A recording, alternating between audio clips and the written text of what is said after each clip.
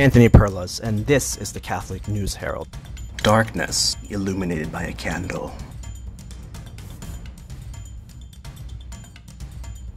The Rorate Mass is an old tradition, celebrated in the season of Advent.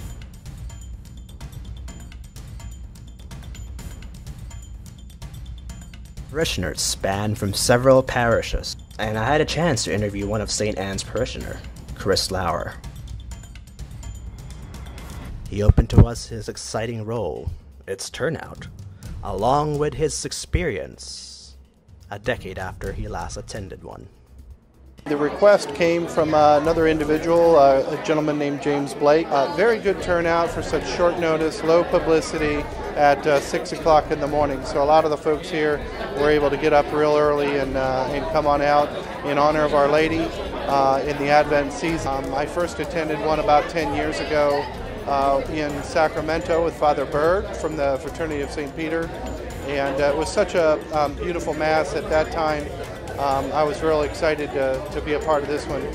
It definitely is an ancient tradition that dates back several centuries, and there's been a revival of its use here in the United States over the last decade or so.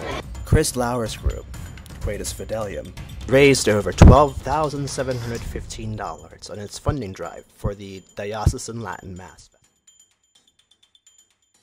The Mass's homily by celebrant Father Matthew Cott was about the Blessed Mary.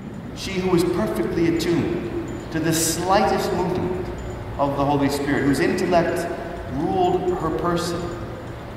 There was no discord in her. The will obeyed the reason.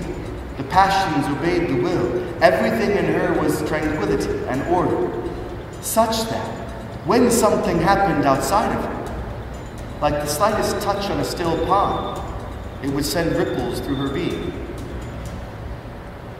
So one can only imagine that as she waited through that night because something was different,